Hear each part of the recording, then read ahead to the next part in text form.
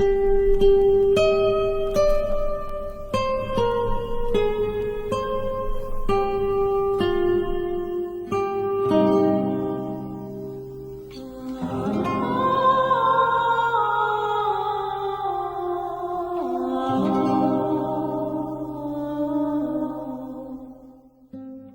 a world that no longer believes in heroes, why does the image of the knight still survive?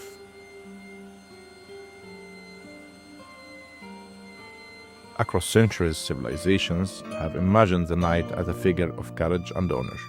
From Arab and Islamic epics to medieval Europe, the knight stood as a symbol of strength, sacrifice, and moral clarity.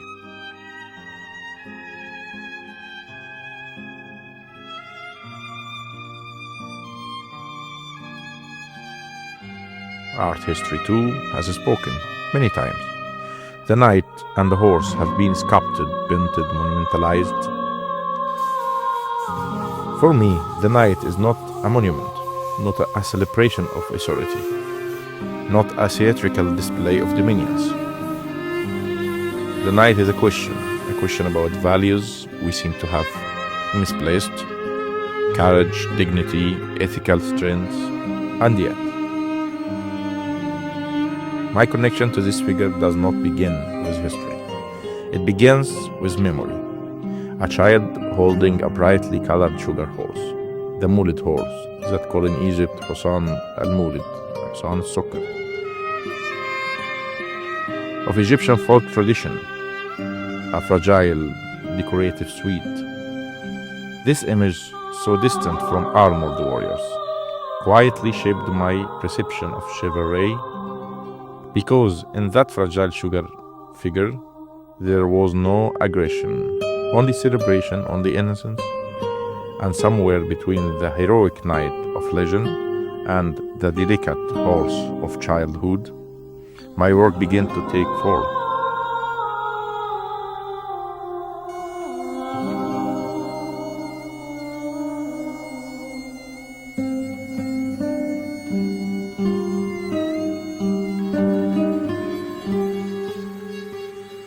In this sculpture, the knight and the horse are not separate.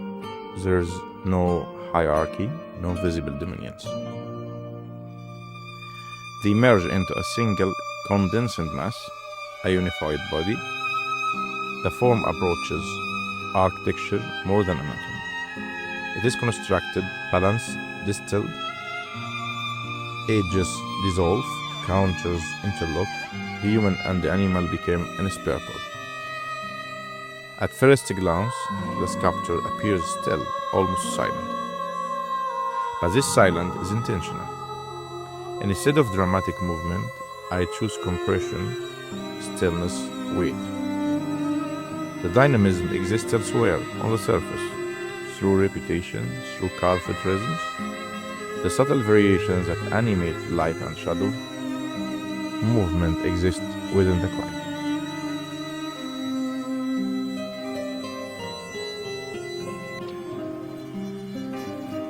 This approach is rooted in my interest in abstraction, both geometric and organic.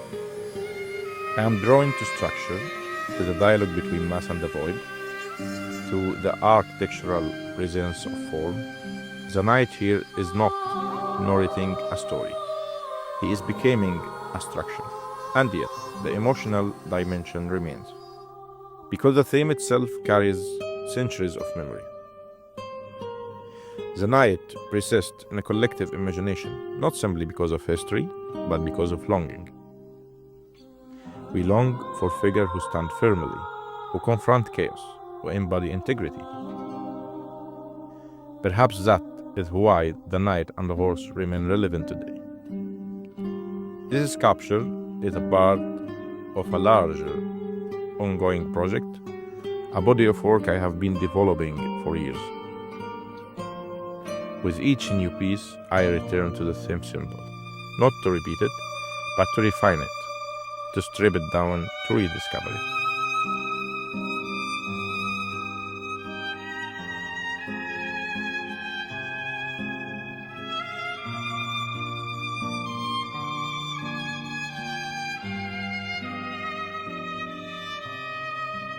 Material plays a crucial role in this journey.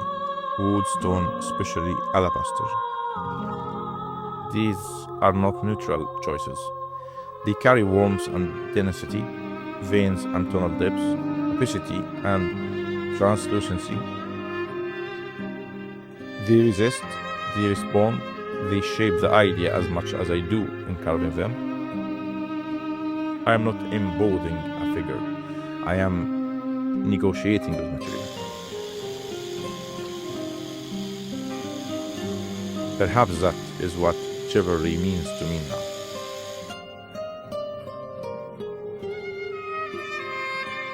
Not domination, not spectacle, but balance, integration, memory.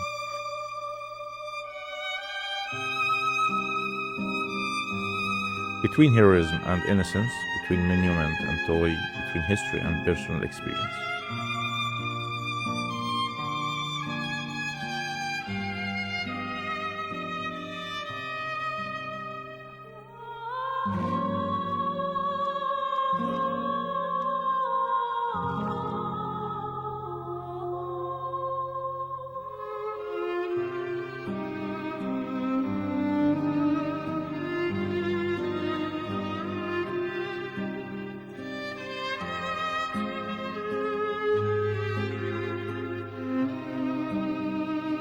And in that space, the knights stand again, not as a relic of the past, but as reimagined presence.